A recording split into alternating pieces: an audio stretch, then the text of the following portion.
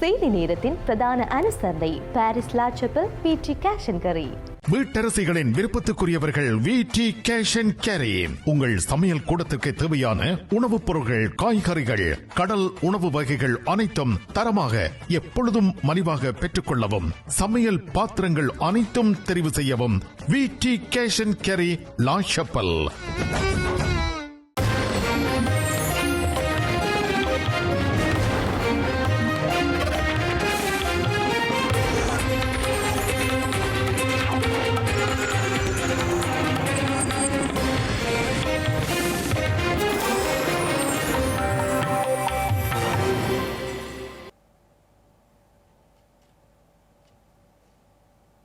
வணக்கம். இது ஐபிசி தமிழின் பிரதான செய்திகள். முதலில் தலைப்புச் செய்திகள்.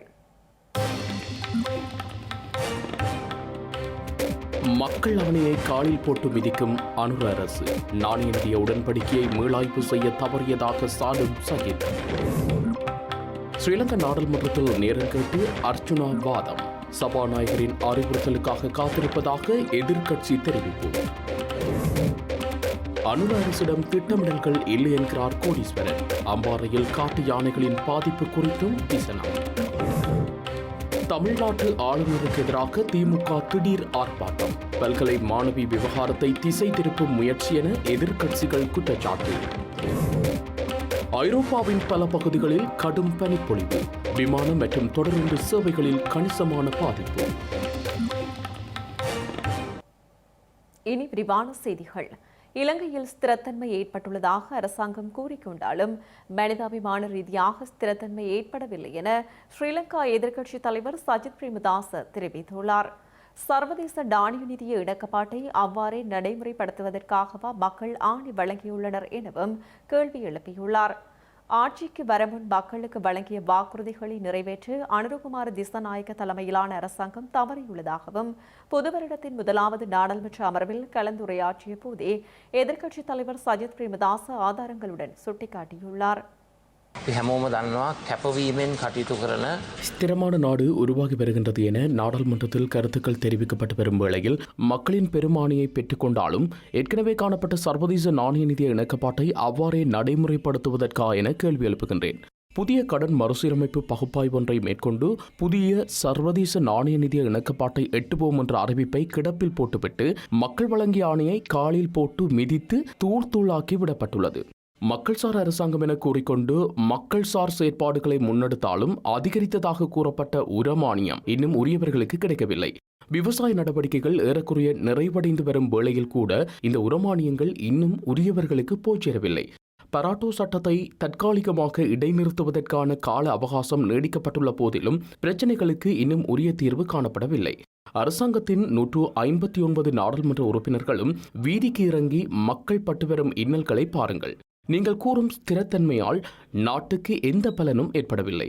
இந்த நாட்டின் பிரச்சனைகளை தீர்ப்பதற்கு அரசாங்க வளங்கள் போதுமானதாக இல்லை. எமக்கு உதவி செய்யும் தரப்பினரை விரட்டி அடிக்க கூடாது. நாட்டுக்கு பெற முடியுமான அதிகபட்ச ஒத்துழைப்புகளையும் வளங்களையும் பெற்றுக்கொண்டு நாட்டை சுபீட்சத்திற்கு இட்டுச் செல்ல வேண்டும். யாழ் நாடாளுமன்ற உறுப்பினர் ராமநாதன் அர்ச்சுனாவின் நாடாளுமன்ற உறுப்பினர் பதவி தொடர்பில் குழுவொன்றின் விசாரணையின் பின்னரே தீர்மானிக்கப்படும் என சபாநாயகர் ஜகத் விக்ரமரட்ன தெரிவித்துள்ளார். குறித்த அறிக்கையை அடிப்படையாக வைத்து நாடாளுமன்றத்தில் அவரின் எதிர்காலம் குறித்து தீர்மானிக்கப்படும் என சபாநாயகர் தெரிவித்துள்ளார். ஸ்ரீலங்கா நாடாளுமன்றத்தில் இன்று சபாநாயகரிடம் எழுப்பிய கேள்விக்கு பதில் அளிக்கையில் அவர் இவ்வாறு தெரிவித்துள்ளார். ஸ்ரீலங்கா நாடாளுமன்றில் தமக்கு உரையாற்றுவதற்கு நேரம் ஒதுக்குவதில் தொடர்ந்தும் சிக்கல் நிலவுவதாக யாழ்ப்பாண மாவட்ட சுயேட்சை நாடாளுமன்ற உறுப்பினர் ராமநாதன் அர்ச்சுனா இன்று சபையில் தெரிவித்தார். ஸ்ரீலங்கா சபாநாயகர் இந்த விடயத்தில் தலையிட்டு உடனடியாக தீர்த்து வைக்குமாறும் அவர் கேட்டுக்கொண்டார். அவர் நாடாளுமன்றில் உரையாற்றுவதற்கான நேரத்தை ஒதுக்க வேண்டிய பொறுப்பு எதிர்க்கட்சித் தலைவர் சஜித் பிரேமதாசவிடம் இருக்கும் நிலையில் அவர் இந்த கோரிக்கையை விடுத்துள்ளார். குறித்த விடயம் தொடர்பாக சபாநாயகரின் அறிவுறுத்தல் கிடைக்கப் பெற்ற போதும் எதிர்க்கட்சித் தலைவர் அதற்கான நடவடிக்கையை எடுக்கவில்லை என அர்ச்சுனா குற்றம் சுமத்தினார். தாம் யாழ்ப்பாணத்திலிருந்து இங்கு வந்து நாடாளுமன்றில் அமர்ந்து மேலே பார்த்து கொண்டிருந்துவிட்டு வீடு செல்வதற்காக வரவில்லை என்றும் உரையாற்ற சந்தர்ப்பம் வழங்கப்படாமையால் நாடாளுமன்றம் வந்து பயனற்ற நிலைமை இருப்பதாகவும் அர்ச்சுனா குறிப்பிட்டார். இதன்போது எழுந்த எதிர்க்கட்சியின் பிரதான அமைப்பாளர் கயந்த கருணாதிலக்க இது தொடர்பாக எதிர்க்கட்சித் தலைவர் சபாநாயகர் உள்ளிட்ட தரப்பு கலந்துரையாடி இருப்பதாகவும் இந்த விடயத்தில் சபாநாயகரின் அறிவுறுத்தலுக்காக காத்திருப்பதாகவும் தெரிவித்தார். இலங்கையின் பொருளாதாரம் வளர்ச்சியடைய வேண்டுமானால் சரியான திட்டமிடல்கள் அவசியம் என தமிழரசு கட்சியின் அம்பாறை மாவட்ட நாடாளுமன்ற உறுப்பினர் கவேந்திரன் கோடீஸ்வரன் தெரிவித்துள்ளார். விவசாயத்தின் மூலம் பொருளாதாரத்தை வலுப்படுத்தக்கூடிய சக்தி காணப்படினும் சரியான திட்டமிடல்கள் இல்லை எனவும் அவர் குறிப்பிட்டுள்ளார். குறிப்பாக அம்பாறை மாவட்டத்தில் காட்டு யானைகளால் விவசாய செய்கை பாதிப்பை எதிர்கொள்வதாக இன்று நாடாளுமன்றத்தில் கவேந்திரன் கோடீஸ்வரன் சுட்டிக்காட்டியுள்ளார். பொருளாதாரம் என்பது மிகவும் நலிவடைந்த நிலையில் இருக்கின்றது. சரியான முறையிலே சர்வதேச உறவுகளை பேணாமலும் சரியான முறையிலே முதலீடுகளை சரியான திட்டங்களிலே முதலிடாமலும் இந்த நாடு மிகவும் வங்குரோத்தான நிலைக்கு தள்ளப்பட்டிருக்கின்றது.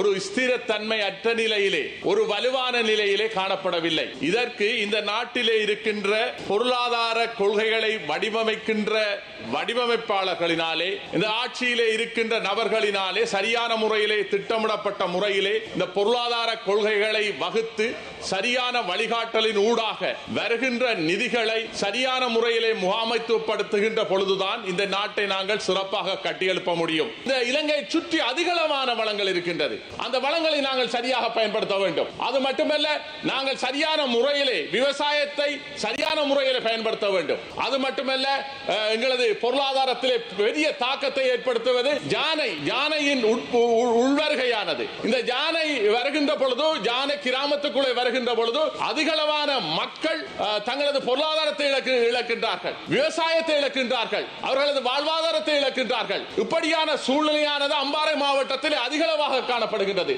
யானை வேலி அமைப்பதிலே தாமதம், அதே போல் அதனை பராமரிப்பதற்கான வைல்ட் லைஃப் ஆபீசர்ஸ் மிக குறைவாக இருக்கின்றார்கள். 4 பேர் தான் அம்பாறை மாவட்டத்திலே பெரிய ரேஞ்சிலே இருக்கின்றார்கள். இப்படி 4 பேர் அந்த பெரிய பிராந்தியத்தை பாதுகாக்க முடியுமா? பிரான்சில் இருந்து தாயக மக்களின் விடுதலைக்காக குரல் கொடுத்து வரும் அருட்தந்தை கில்லரி கிரகரி வெல்லத்தின் சமூக செயற்பாடுகளையும் அவரின் சேவைகளையும் உள்ளடக்கிய வகையில் நூலொன்று வெளியிட்டு வைக்கப்பட்டுள்ளது. பிரான்சில் முதலாக தமிழர் ஒருவர் குரு பட்டம் பெற்ற பெருமையுடைய அருட்தந்தை கில்லரி கிரகரி வெல்லம் தாயக மக்களின் உரிமைகளுக்காக தொடர்ந்தும் குரல் கொடுத்து வருகின்றார். இந்த நிலையில் அருட்தந்தை கில்லரி கிரகரி வெல்லத்தின் சமூக செயற்பாடுகளையும் அவரின் சேவைகளையும் உள்ளடக்கிய வகையில் நூல் வடிவில் எழுத்துருவாக்கம் செய்து வெளியிட்டு வைக்கப்பட்டுள்ளது. இரத்தமும் தூபமும் எனும் தலைப்பில் பிரான்ஸ் எழுத்தாளர் பேட் டிட்ராயினால் குறித்த நூல் தொகுக்கப்பட்டு வெளியிட்டு வைக்கப்பட்டுள்ளது.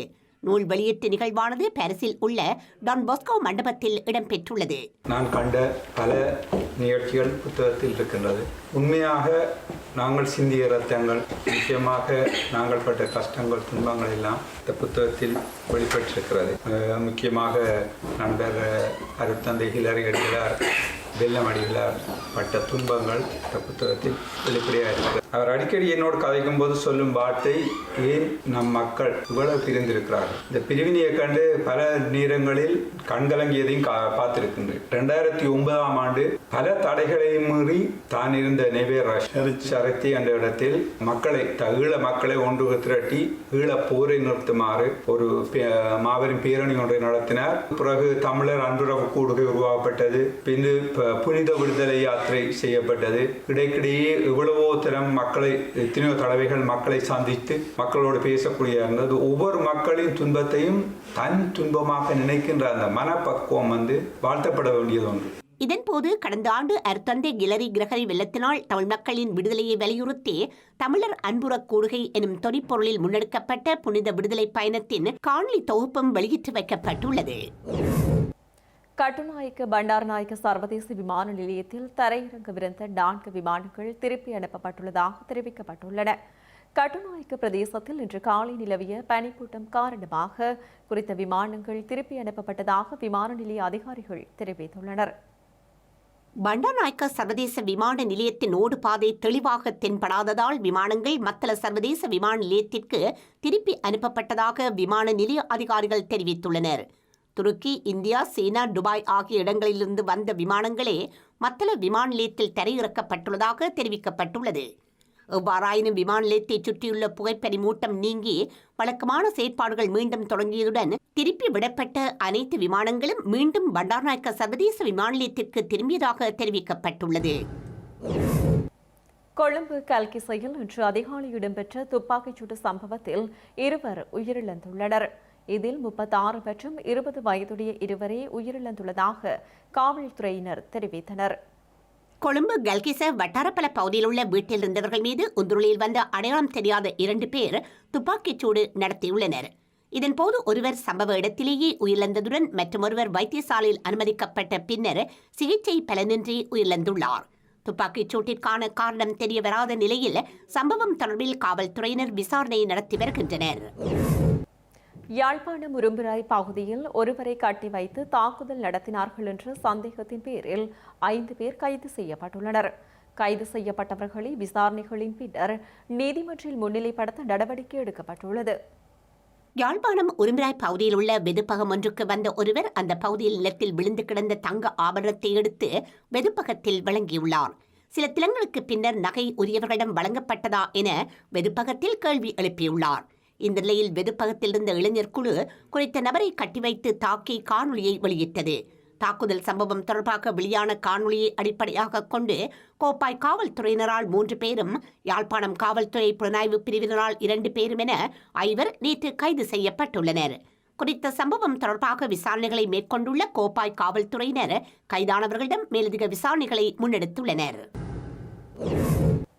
செய்திகளின் நிறைவாக மீண்டும் தலைப்புச் செய்திகள். மக்கள் ஆணையை காலில் போட்டு மிதிக்கும் அனுர அரசு. நாணய நிதிய உடன்படிக்கையை மீளாய்வு செய்ய தவறியதாக சாலும் சகித். ஸ்ரீலங்கா நாடாளுமன்றத்தில் நேரம் கேட்டு அர்ச்சுனா வாதம். சபாநாயகரின் அறிவுறுத்தலுக்காக காத்திருப்பதாக எதிர்க்கட்சி தெரிவிப்பு. அனுர அரசிடம் திட்டமிடல்கள் இல்லை என்கிறார் கோடீஸ்வரன். அம்பாறையில் காட்டு யானைகளின் பாதிப்பு குறித்தும் விசனம். தமிழ்நாட்டு ஆளுநருக்கு எதிராக திமுக திடீர் ஆர்ப்பாட்டம். பல்கலை மாணவி விவகாரத்தை திசை திருப்பும் முயற்சி என எதிர்க்கட்சிகள் குற்றச்சாட்டு. ஐரோப்பாவின் பல பகுதிகளில் கடும் பனிப்பொழிவு. விமானம் மற்றும் தொடருந்து சேவைகளில் கணிசமான பாதிப்பு. இத்துடன் ஐபிசி தமிழ் தொலைக்காட்சியின் பிரதான செய்திகள் நிறைவு பெற்றன. உடனுக்குடன் செய்திகளை அறிந்து கொள்ள ibctamil.com என்ற நமது இணையதளத்தை பார்வையிடுங்கள். வணக்கம்.